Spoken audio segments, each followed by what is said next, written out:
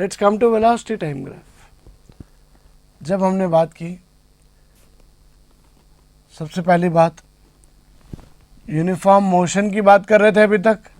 यहाँ uniform acceleration, non uniform acceleration और uniform motion और नो एक्सेलरेशन। तो सबसे फर्स्ट हम ये देखेंगे कि जब भी हम यूनिफॉर्म मोशन करेंगे तो देखिए इधर, जब यूनिफॉर्म मोशन था तो एक्स-टी पे तो ग्राफ कैसा आ रहा था आपका। जो बच्चा velocity is higher grade, X T is lower grade, जो बच्चा जूनियर क्लास में थोड़ा सा इंक्लाइंड था, हायर क्लास में आके वो कैसा हो जाएगा, बिल्कुल सीधा, बिल्कुल सीधा। ओके, याद रखने के लिए वेलोसिटी टाइम ग्राफ, एक्स-टी में जो यूनिफॉर्म मोशन है यहाँ पे वो कैसा है, इस तरह रिप्रेजेंट किया जाता है। क्यों? क्योंकि उसकी वेलोसिटी देखो, यहाँ स्पीड या वेलोसिटी क्या थी,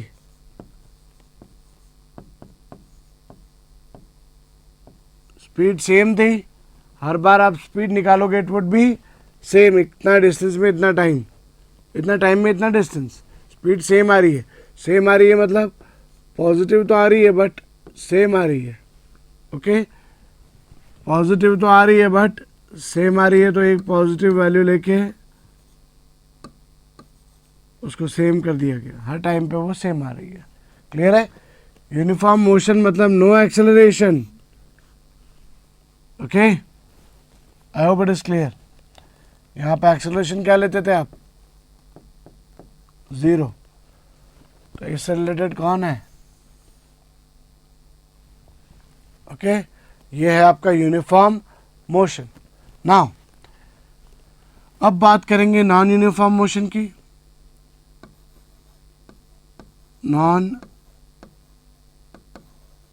uniform motion, non uniform motion में ऑब्वियसली क्या है, वेलोसिटी टाइम का ग्राफ क्या बताता है, एक्सेलरेशन। ऊपर जा रहा है मीन्स क्या है ये, नॉन यूनिफॉर्म एक्सेलरेशन। यहाँ तो एक्सेलरेशन पॉजिटिव है, ये कैसा, नॉन यूनिफॉर्म तो मोशन है, यूनिफॉर्म एक्सेलरेशन है। प्लस नॉन यूनिफॉर्म मोशन ऐसा भी हो सकता है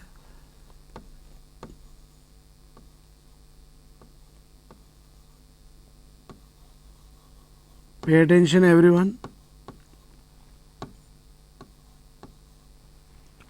देखो दोनों नॉन यूनिफॉर्म मोशन है but this one is with uniform acceleration. Acceleration same है, मोशन मतलब वेलोसिटी तो चेंज हो रही है,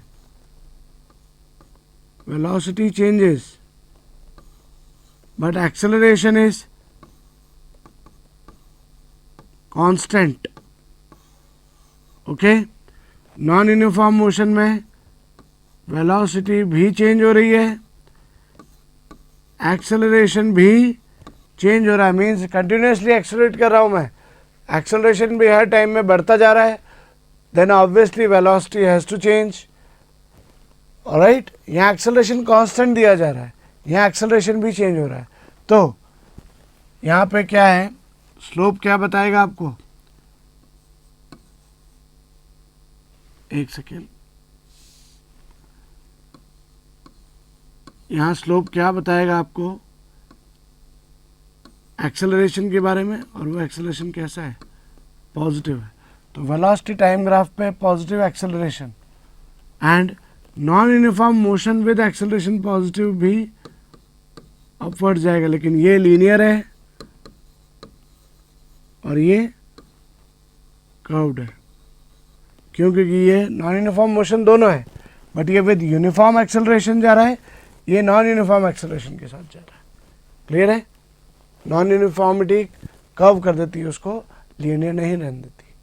तो हमने देखा था कि एक्स-टी पे अगर स्लोप की बात करें तो वेलोसिटी या स्पीड बताता है, वी-टी पे अगर स्लोप की बात करें तो वो एक्सेलरेशन बताता है।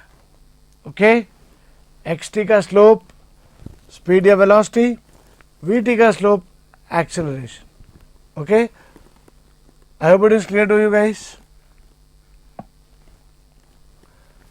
देखिए इधर, जब वेलोसिटी यूनिफॉर्म है तो एक्सेलरेशन ऑटोमेटिकली क्या है, 0, ये उसका केस, राइट। वी टी बोलते हैं, इधर v इधर t। Now when a body starts from rest and moves with uniform acceleration, कैसा एक्सेलरेशन है ये? Uniform acceleration. Greater is the slope of VT graph, means जितना स्लोप ज़्यादा होगा उतना ही एक्सेलरेशन ज़्यादा होगा। तो स्लोप डायरेक्टली किसको बताती है? एक्सेलरेशन को। वीटी ग्राफ का स्लोप एक्सेलरेशन को, एक्सटी ग्राफ का स्लोप वेलोसिटी या स्पीड को। When a body is moving with uniform acceleration and its initial velocity is not 0, तो यहाँ से स्टार्ट होने के बजाय किसी और पॉइंट से स्टार्ट हो जाएगा जहाँ उसका इनिशियल वेलोसिटी एग्जिस्ट करेगा। क्लियर है? ओरिजिन से स्टार्ट नहीं होगा, ओरिजिन पे ही उसकी ऑलरेडी एक वेलोसिटी थी। जब हमने उसको स्टडी करना चालू किया ऑलरेडी उसका एक वेलोसिटी था, ठीक है। उसके बाद उसको स्टडी किया और वो डायरेक्टली अपनी वेलोसिटी कंटिन्यूसली चेंज किए जा रहा है विद टाइम, एक्सेलरेट कर रहा है। Alright, I hope it is clear to you. When a body is moving with increasing acceleration upside, when a body is moving with decreasing acceleration downside, slope decreases, slope increases. When a body is moving with uniform retardation, retardation means acceleration is what? Negative. उसका initial velocity 0 नहीं है, उसके बाद retardation हो रहा है। तो ये है उसका initial velocity point, initial velocity उसका 0 नहीं है। यहाँ से अब वो कहाँ जा रहा है? नेगेटिव एक्सेलरेशन के साथ जा रहा है। स्लोप नेगेटिव है उसका। स्लोप एक्सेलरेशन के बारे में बताता है, स्लोप नेगेटिव है, नेगेटिव स्लोप है, ओके। ये कर्व होगा नेगेटिव स्लोप, ऑलराइट।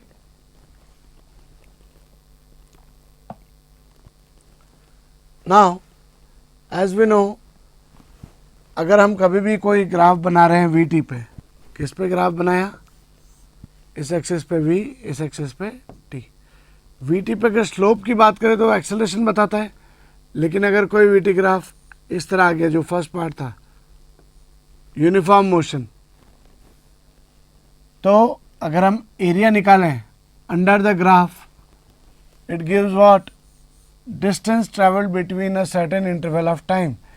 इस पॉइंट से इस पॉइंट के बीच में कितना डिस्टेंस ट्रेवल किया गया है, ए से बी तक के बीच में बता दिया जाएगा।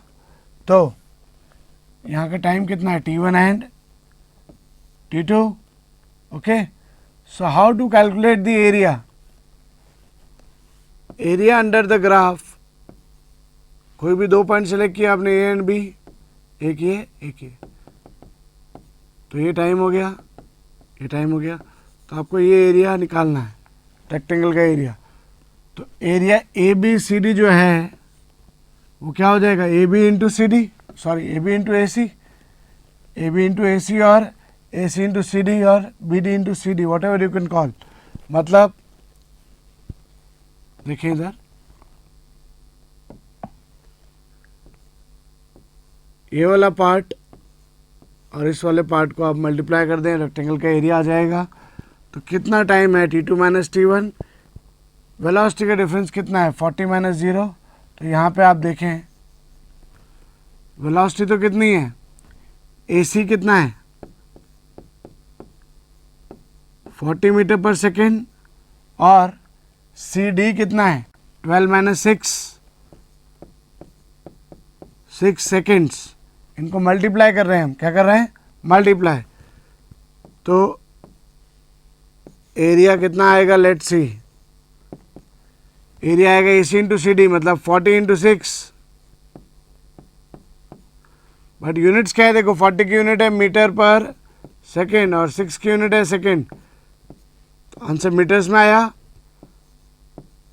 240 मीटर्स, जो क्या है आपका डिस्टेंस। तो हमने यहाँ क्या बताया कि वेलोसिटी टाइम ग्राफ पे अगर कोई लाइन के अंडर में एरिया देखते हैं तो वो एरिया आपको डायरेक्टली किसकी कैलकुलेशन देता है, डिस्टेंस की। क्लियर है? स्लोप वीटी पे देगा एक्सेलरेशन, एरिया निकालोगे it will give you distance.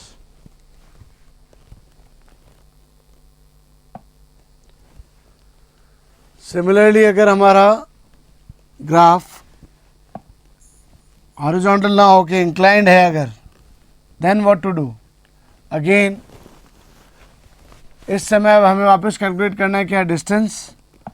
So to calculate the distance between time intervals t1 and t2, ये रहा आपका t2, सॉरी ये आपका t1, ये आपका t2, ये 1 है। t1 t2 के बीच में अगर आपको डिस्टेंस निकालना है तो कैसे निकालेंगे, आप ये शेडेड पोर्शन का एरिया निकालेंगे, A B E D, A B D E, A B D E का एरिया क्या होगा, area of this rectangle A B A C D plus area of this triangle A B C. Okay, यहाँ naming गलत कर रखी है, बस don't worry about that. Rectangle बोला है ए सी डी, यहाँ ए बी सी डी लिखा है, यहाँ ई आएगा, A E C D and A B C is the triangle A B C. Okay, triangle का एरिया क्या होगा, या रेक्टेंगल का एरिया क्या होगा, A E into E D,